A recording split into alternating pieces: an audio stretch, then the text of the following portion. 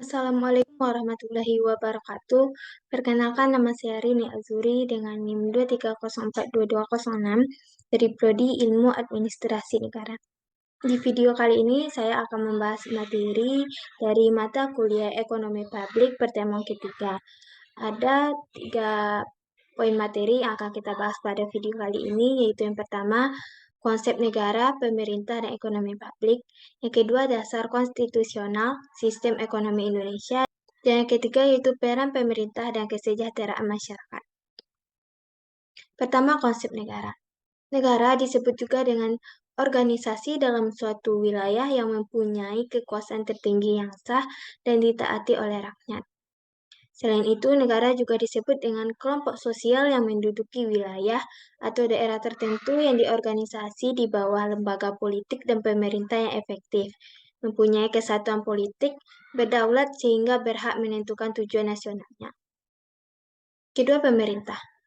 Pemerintah disebut juga dengan sekelompok orang yang secara bersama-sama memikul tanggung jawab terbatas untuk menggunakan kekuasaan penguasa suatu negara atau bagian negara dalam menjalankan wewenang dan kekuasaan yang mengatur kehidupan sosial, ekonomi, dan politik suatu negara atau bagian-bagiannya. Ketiga, yaitu konsep ekonomi publik. Ekonomi publik merupakan cabang ilmu ekonomi yang menelaah urusan-urusan publik, urusan umum, urusan banyak orang, urusan masyarakat, urusan pemerintah, atau urusan negara. Selain itu, ekonomi publik juga disebut dengan ilmu ekonomi yang menelaah masalah-masalah ekonomi khalayak ramai seperti subsidi atau pajak, regulasi atau deregulasi, nasionalisasi atau privatisasi, sistem jaminan sosial, ketahanan pangan, kebijakan teknologi, pertahanan dan keamanan, pendidikan, kesehatan, dan sebagainya. Materi kedua yaitu dasar konstitusional sistem ekonomi Indonesia. Yang pertama, Pancasila. Sebagai negara yang berdasarkan Pancasila, Indonesia memandang Pancasila sebagai dasar konstitusional yang melandasi berbagai aspek kehidupan, termasuk sistem ekonomi. Yang kedua yaitu Undang-Undang Dasar 1945 pada pasal 33, di mana pasal 33 ini mengatakan bahwa perekonomian atas dasar kebersamaan dan kekeluargaan, cabang produksi yang penting dikuasai oleh negara, bumi, air, dan kekuasaan alam dikuasai oleh negara untuk kemakmuran rakyat, perekonomian nasional berdasarkan demokrasi ekonomi dan prinsip-prinsip, serta menjaga keseimbangan, kemajuan, dan kesatuan ekonomi nasional.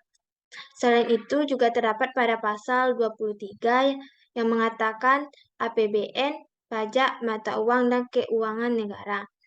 Pasal 27 mengenai hak-hak rakyat untuk pekerjaan dan penghidupan yang layak, dan juga pasal 34 mengenai kewajiban negara terhadap fakir miskin dan anak-anak terlantar.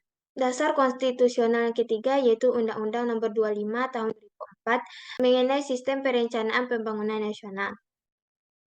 Meskipun tidak secara langsung mengatur sistem ekonomi, undang-undang ini memberikan landasan bagi penyelenggaraan pembangunan ekonomi yang berkelanjutan dan terencana. Selanjutnya yaitu peran pemerintah. Yang pertama yaitu menetapkan kerangka hukum yang melandasi suatu perekonomian. Kedua yaitu mengatur atau meregulasi perekonomian dengan alat subsidi dan pajak. Ketiga, memproduksi komoditas tertentu dan menyediakan berbagai fasilitas seperti kredit, penjamin simpanan, dan asuransi. Peran selanjutnya yaitu membeli komoditas tertentu termasuk yang dihasilkan oleh perusahaan swasta, misalnya seperti persenjataan. Selanjutnya, peran yang kelima yaitu meredistribusikan atau membagi ulang pendapatan dari suatu kelompok ke kelompok lainnya. Dan yang terakhir yaitu menyelenggarakan sistem jaminan sosial, misalnya memelihara anak-anak terlantar, menyantuni fakir miskin, dan sebagainya. Materi yang terakhir yaitu kesejahteraan publik. Untuk meningkatkan kesejahteraan publik atau kesejahteraan masyarakat, ada beberapa peran yang harus diambil oleh pemerintah. Yang pertama yaitu pengarah pemanfaatan sumber daya nasional secara efektif dan efisien. Peran kedua yaitu mengatur ekonomi nasional. Peran yang ketiga yaitu pengawas penggunaan sumber daya ekonomi nasional supaya dapat dimanfaatkan untuk kesejahteraan masyarakat secara efisien dan efektif.